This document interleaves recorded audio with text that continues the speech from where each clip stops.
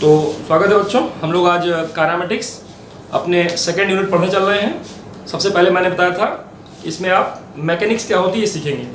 What is mechanics?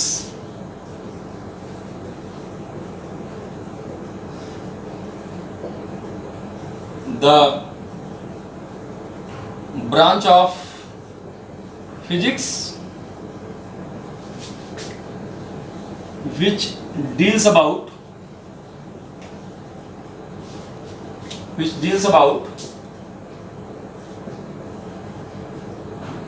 study of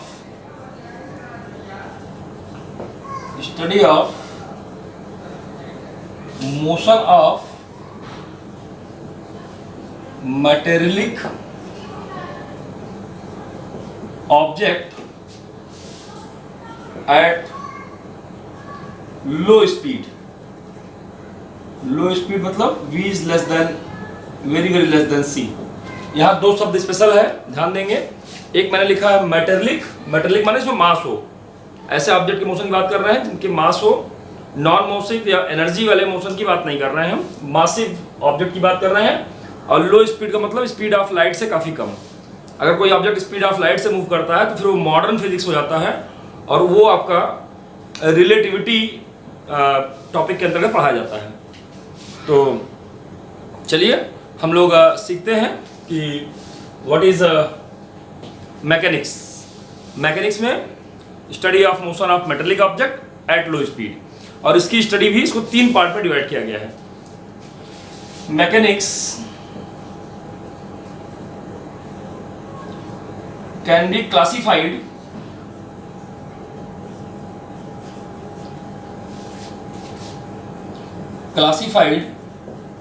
in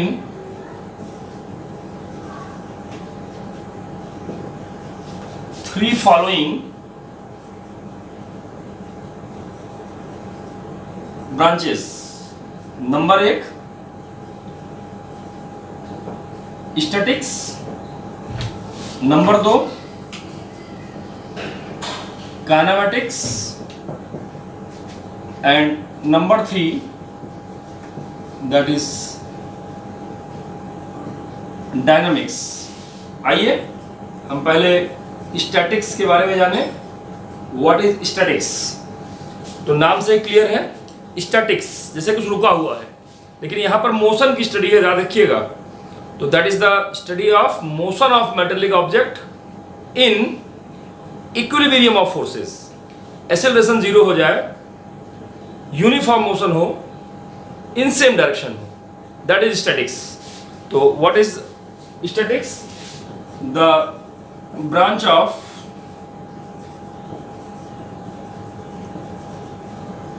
mechanics which deals about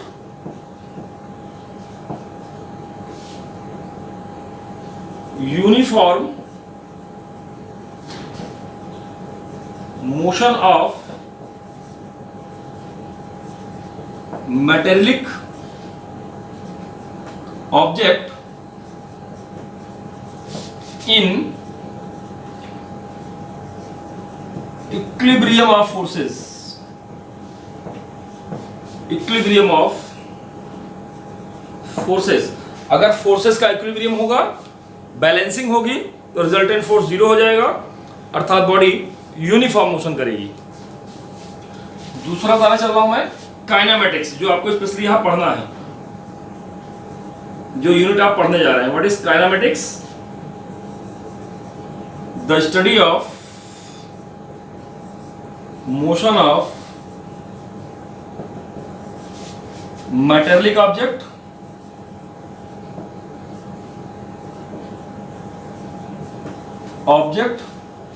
without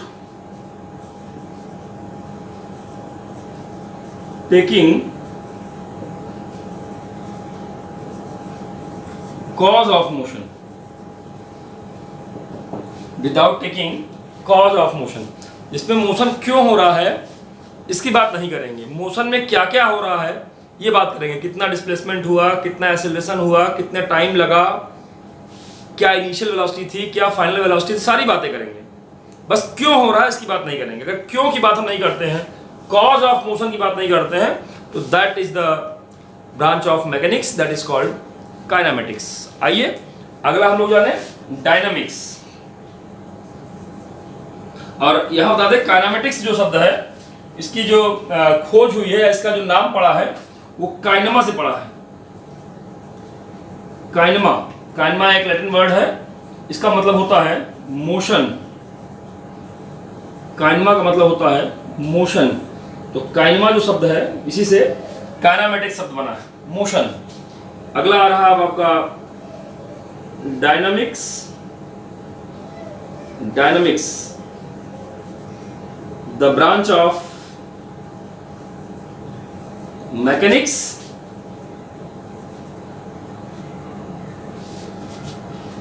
in which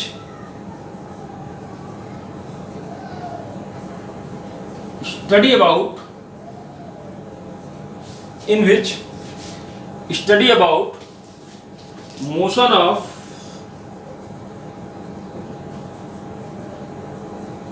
materialic object with taking the cause of motion, with taking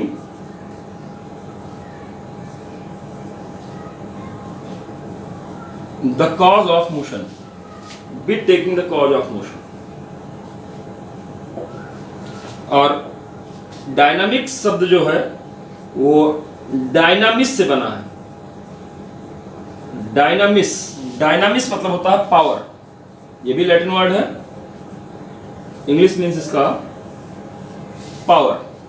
तो यहां पर study of motion of materialic object, mass वाले object की, with taking the cause of motion. सब कुछ पढ़ेंगे, cause की बात भी करेंगे।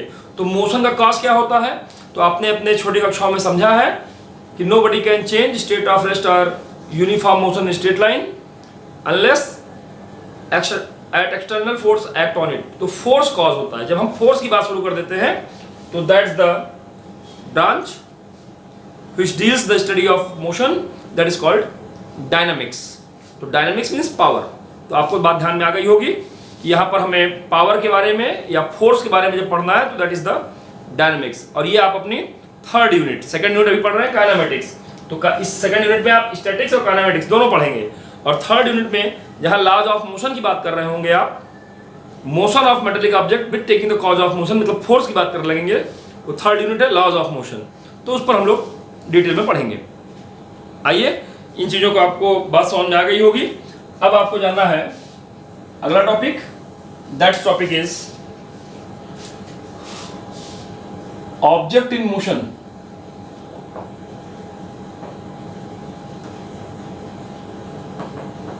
Object in motion, object in motion को समझा जाए तो पहले हमें ये समझना पड़ेगा कि मोशन को समझें, इसके पहले हमको समझना पड़ेगा कि what is rest, object in rest क्या होता है। तो आपको छोटी कक्षाओं में समझ के आए हैं, यहाँ पर हर चीज़ छोटी छोटी चीज़ें डिफाइन कर दे रहा हूँ आपके लिए कि जैसे ये कॉन्सेप्ट आपको कहीं उलझाए नहीं, क्लियर रहे। व्हाट इज रेस्ट, रेस्ट किसे कहते हैं, आइए जरा ये समझा जाए कि व्हाट इज रेस्ट, और फिर समझेंगे व्हाट इज मोशन। तो आइए हम क्लियर कर दें आपको कि व्हाट इज रेस्ट। तो rest means the position of an object, the situation in which object doesn't change its position with respect to surrounding with passage of time. अगर time बीतने के साथ साथ ऑब्जेक्ट की पोजीशन में, सराउंडिंग के respect में, किसी न किसी के रिस्पेक्ट में, सराउंडिंग के रिस्पेक्ट में कोई चेंज ना आ रहा होगा, तो that is called the position of rest. तो लिख लेंगे पहला condition, rest, the object is said to be in rest, the object is said to be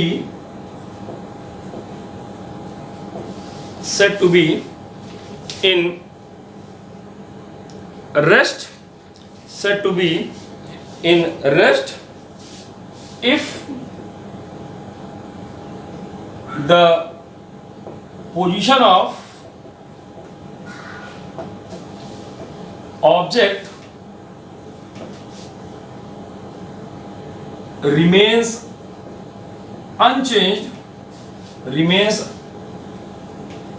unchanged, position of object remains unchanged with respect to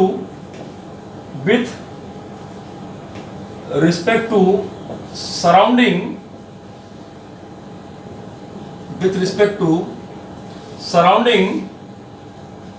with passage of time।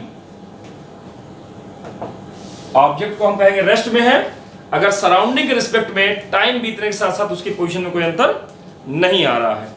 दूसरा, अब आ जाए हम motion पे। What is motion, जिसको हम पढ़ने चल रहे हैं। व्हाट इज मोशन, तो सीधी सीधी बात है, रेस्ट मतलब सराउंडिंग के रिस्पेक्ट में पोजीशन में चेंज नहीं आ रहा हो, और मोशन का मतलब सराउंडिंग के रिस्पेक्ट में टाइम बीतने के साथ साथ उसकी पोजीशन भी बदल रही हो। तो चलिए, an object is said to be in motion if the position of an object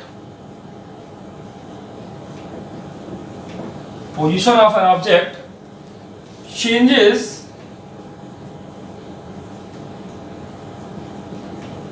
with respect to surrounding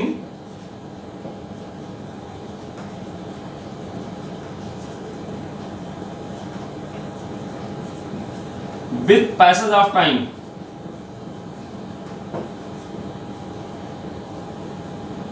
time बीतने के साथ साथ अगर उसकी पोजीशन में चेंजिंग आ रही है तो दैट इज कॉल्ड मोशन। और बड़ी मजेदार सी बात है, अभी तक के आपने जीवन में इसको एक्सपीरियंस भी किया होगा कि rest and motion both are respective, किसी न किसी के रिस्पेक्ट में देखी जाती है। और वो रिस्पेक्ट क्या होता है, दैट इज सराउंडिंग। जिसके रिस्पेक्ट में हम देखते हैं वो सराउंडिंग होती है। तो दुनिया में कोई चीज रेस्ट में नहीं है, दुनिया में कोई चीज चल नहीं रही है। अगर किसी के रिस्पेक्ट में देखेंगे तो हो सकता है वो चलती नजर आए, किसी दूसरे के रिस्पेक्ट में देखें तो हो सकता है रुकी नजर आए। आपका रिस्पेक्ट क्या है, किसके फ्रेम में आप देख रहे हैं, किस रिस्पेक्ट में आप उसको देख रहे हैं, ये बहुत बड़ी बात है। दुनिया में कोई अमीर नहीं है, दुनिया में कोई गरीब नहीं है। ऐसे कैसे? आपको बहुत सारे गरीब हैं, तो बहुत सारे गरीब हैं तो वो आपके रिस्पेक्ट में आप उनको देख रहे हैं कि आपसे कम कमाते हैं इसलिए गरीब लग रहे हैं आपको, और आपको आपसे ज्यादा जो कमाते हैं वो आपको अमीर लग रहे हैं। लेकिन आप भी तो किसी के रिस्पेक्ट में गरीब हो गए। तब पता लग रहा है अंबानी बहुत पैसा कमा रहे हैं तो आप कहते हैं ये तो बेकार आदमी, कुछ कमाता ही नहीं है, 10-20 रुपए कमाता है ये, तो आप गरीब हो गए। और कोई रिक्शे वाला या बहुत गरीब आपको देख रहा हो तो बड़े अमीर आदमी है ये। इसका मतलब मामला, आप बहुत अच्छा नंबर पाते हैं, जो एकदम तेज वाला लड़का होगा कहता होगा कम नंबर पा रहे हैं आप कमजोर हो गए उसके रिस्पेक्ट में। जो कमजोर बच्चा होगा जो आपसे कम नंबर पाता होगा उसके रिस्पेक्ट में आप तेज हो गए। तो कुल मिला के मामला, ना कोई तेज है, ना कोई कमजोर है, ना कोई अमीर है, ना कोई गरीब है, ना कुछ रेस्ट में है, ना कुछ मोशन में है। These all are respective. Respect क्या है, किसके रिस्पेक्ट में देख रहे हैं, that is the concept of motion and rest. तो it is very clear, rest and motion both are relative, किसी न किसी के रिस्पेक्ट में होता है ये, है ना। The position of rest or motion is always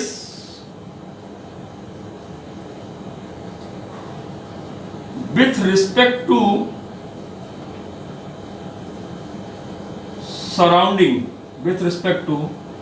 surrounding, the object in rest can also in motion with respect to another surrounding। जो एक ऑब्जेक्ट किसी सिचुएशन में रेस्ट में दिखाई पड़ रहा है वो किसी और सिचुएशन में हो सकता है मोशन में दिखाई पड़ रहा हो। इसका एग्जाम्पल देता दें, जैसे आप किसी पेड़ को देख रहे हैं, जमीन पे खड़े हैं, पेड़ को देख रहे हैं, तो पेड़ आपको रेस्ट में दिखाई पड़ेगा, ट्री आपको रेस्ट में दिखाई पड़ेगा। लेकिन जब आप ट्रेन में बैठे होते हैं और आपकी ट्रेन जा रही होती है तो आपको वही पेड़ मोशन में दिखाई पड़ता है, वो आपको पीछे जाते दिखाई पड़ता है। गड़बड़ी पेड़ की नहीं है, पेड़ तो अब भी रेस्ट में है, जमीन के रिस्पेक्ट में रेस्ट में है और ट्रेन के रिस्पेक्ट में देखा जाएगा तो मोशन में है। ऐसे ही अगर आप चलती ट्रेन में बैठे हो तो आपके सामने वाला जो पर्सन है वो आपको रेस्ट में दिखाई देता है कि हम भी बैठे हैं, वो भी बैठे हैं। लेकिन जमीन वाला जब आपको देख रहा होता है, आप ट्रेन के रिस्पेक्ट में देख रहे हैं तो ट्रेन के रिस्पेक्ट में दोनों लोग रुके हुए थे, हम भी बैठे थे, वो भी बैठा था। लेकिन अगर आप अर्थ के रिस्पेक्ट में देख रहे हैं तो पूरी ट्रेन ही चल रही थी, इसका मतलब हम भी चल रहे थे और जो हमारे सामने बैठा है वो भी चल रहा था। तो मोशन और rest both are relative to each other, both are respective to each other. ना कुछ रेस्ट में है ना कुछ मोशन में है, हर चीज रेस्ट में है, हर चीज मोशन में है। अगर फ्रेम ऑफ रेफरेंस बदल जाएगा आपकी सराउंडिंग चेंज हो जाएगी। उम्मीद है ये बात समझ में आई होगी, इसको अच्छे से समझ लीजिए, देख लीजिए, फिर आगे की हम बात करें आपसे।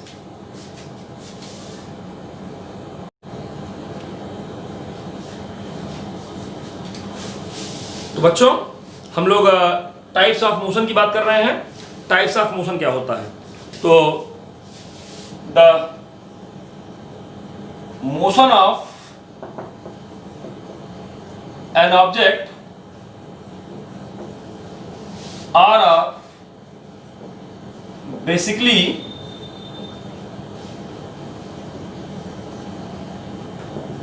three types. Number one,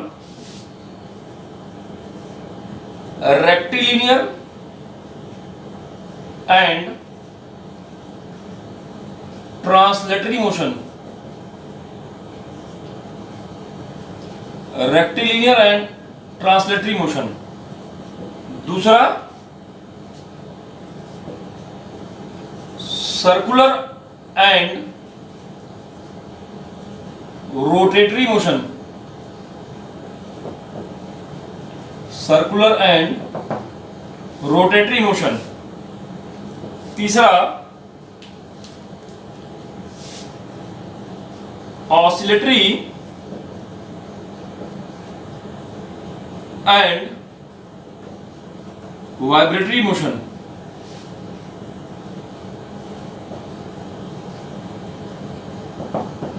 तो आइए जरा ये क्या चीजें हैं, क्या होता है रेक्टिलिनियर मोशन, क्या होता है ट्रांसलेटरी मोशन, इसके बारे में समझें।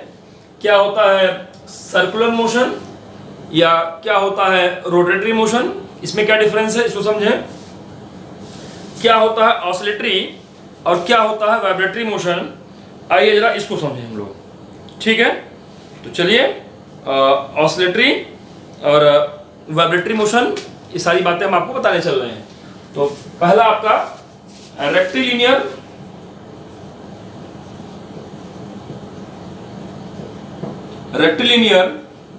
And translatory motion.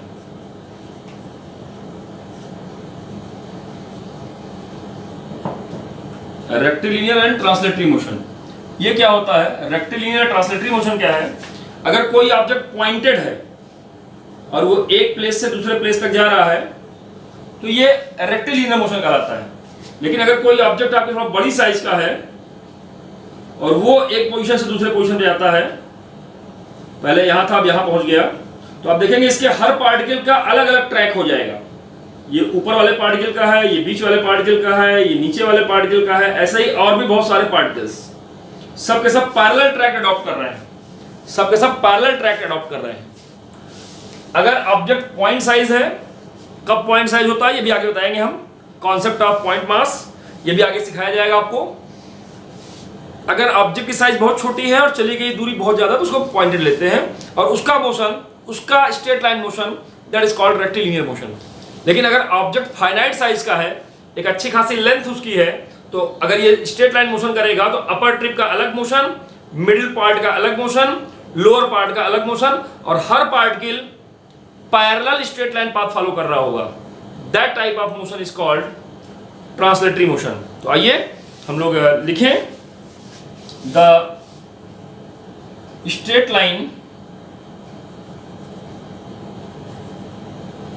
Motion of a point object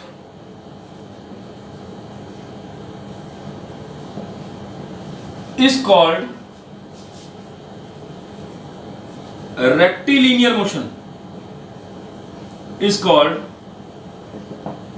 rectilinear motion, is called rectilinear motion, and the motion of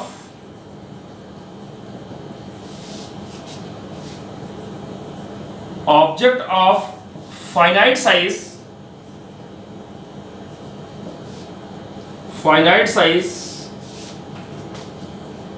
in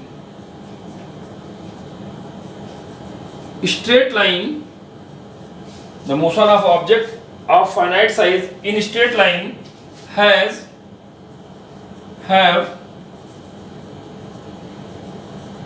parallel straight line path,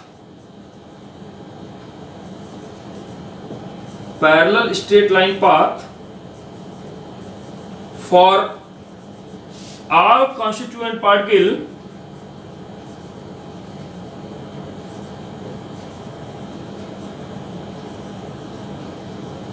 called translatory motion, called translatory motion. तो rectilinear motion और translatory motion में क्या difference है, ये बात आपके दिमाग में आ गया होगा। रेक्टिलिनियर शब्द दोनों ही स्ट्रेट लाइन मोशन है, लेकिन रेक्टिलिनियर कब कहा जाता है, जब वो पॉइंट साइज मास हो, सिंगल पाथ चल रहा हो। पॉइंट साइज कब लिया जाता है, जब ऑब्जेक्ट द्वारा चली गई दूरी बहुत ज्यादा हो, साइज निग्लिजिबल हो, that is point pass object, और उसके द्वारा जो स्ट्रेट लाइन पास होता है that is called rectilinear motion. लेकिन अगर फाइनाइट साइज ऑफ बॉडी है और उसके द्वारा जो पाथ वो भी स्ट्रेट लाइन है, लेकिन जितने कंस्टिट्यूएंट पार्टिकल है सारे स्ट्रेट लाइन और पैरेलल पाथ अडॉप्ट कर रहे हैं, that type of path is known as translatory motion. आइए अगला जाने हम लोग सर्कुलर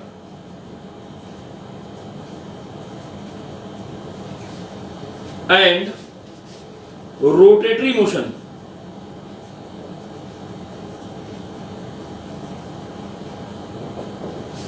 तो वैसा ही सेम कॉन्सेप्ट इसका है।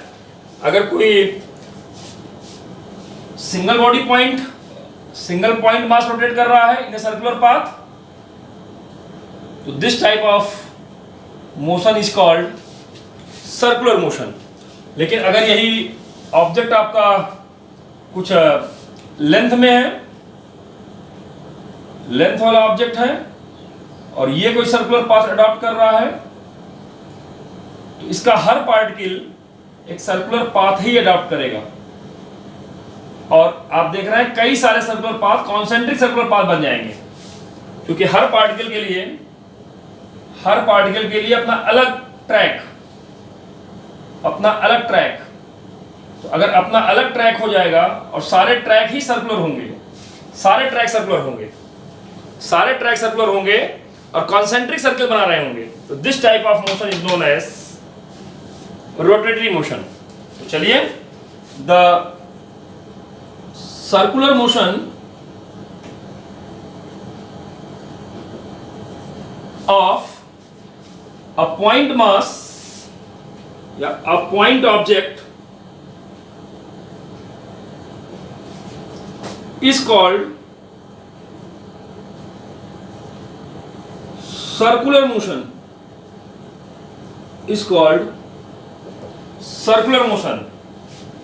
and the motion of an object of finite size in circular path as their constituents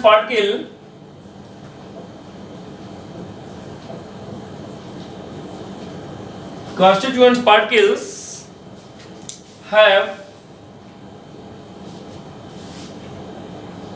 parallel and concentric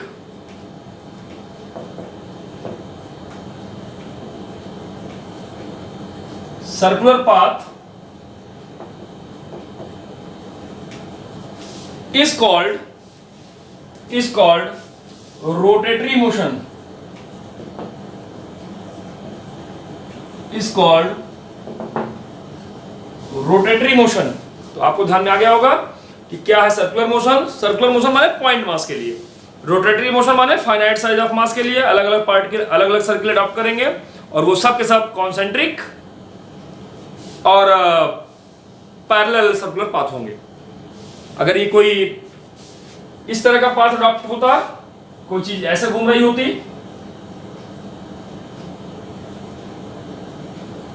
तो यहां पर देखिए कॉन्सेंट्रिक तो नहीं कहा जा सकता इसको, लेकिन कोएक्सियल जरूर कहा सकता है. यहां देखिए एक्सिस एक जैसा हो गया, तो ये भी आपका रोटेटरी मोशन ही कहा जाएगा, क्योंकि इसका कॉन्सेंट्रिक तो नहीं है. कॉन्सेंट्रिक यहां पर कोएक्सियल हो जा रहा है. सारे पार्टिकल कोएक्सियल एडॉप्टेशन कर रहे हैं, यहां पर इस तरह का रोटेशन हो रहा है, और यहां पर तो सिंपली ऐसा मोशन हो ही रहा है. तो ये दोनों के दोनों आपको समझ में आना चाहिए कि that is the concept of rotational motion.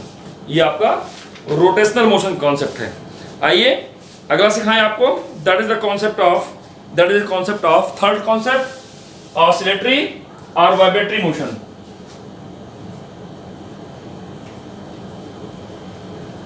Oscillatory and vibratory motion.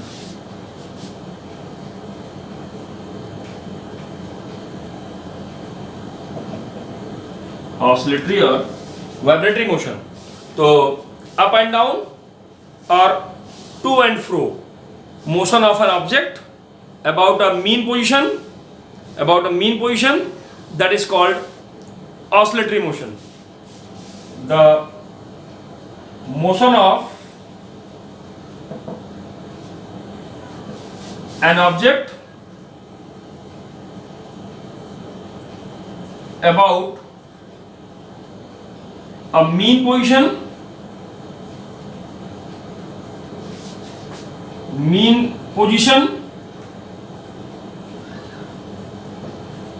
in to and fro, mean position to and fro or up and down,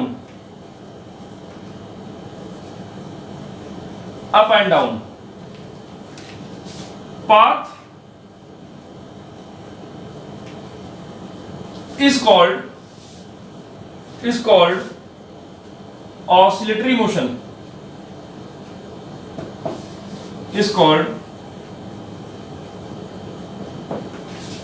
motion. अगर इधर उधर लेफ्ट राइट या अप एंड डाउन मोशन हो रहा, that is oscillatory motion. और इसी motion को vibratory कब कहेंगे? इफ एम्पलीट्यूड ऑफ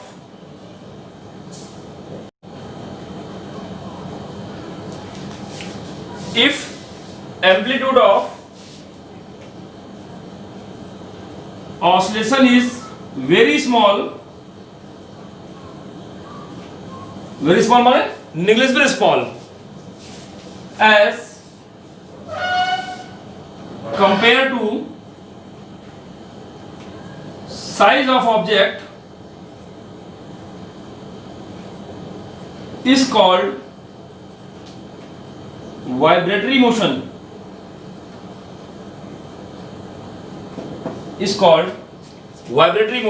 तो ऑसिलेटरी मोशन क्या हो गया, वाइब्रेटरी मोशन क्या हो गया, रेक्टिलिनियर मोशन क्या हो गया, ट्रांसलेटरी मोशन क्या हो गया, इस बारे में कॉन्सेप्ट बन गया होगा. एक अंतिम बात और बोल दूं मैं, कॉन्सेप्ट ऑफ पॉइंट मास.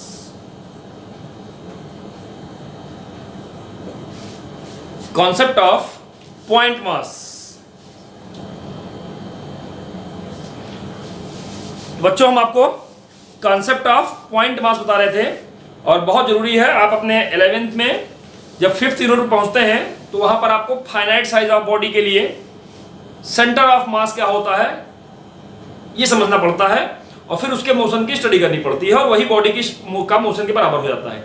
लेकिन जब तक आप 5th यूनिट पे नहीं पहुंच रहे हैं तब तक सारे मोशंस को आप कॉन्सेप्ट ऑफ पॉइंट मास से ही डील करते हैं, अर्थात ऑब्जेक्ट द्वारा चली गई दूरी उसके साइज के रिस्पेक्ट में बहुत ज्यादा है। तो ऑब्जेक्ट बहुत छोटा है, चली गई दूरी बहुत ज्यादा है, तो इसका मतलब हम ऑब्जेक्ट को पॉइंटेड मानते हैं और फिर उसी के मोशन की स्टडी करते हैं। तो what is the concept of point mass? If the distance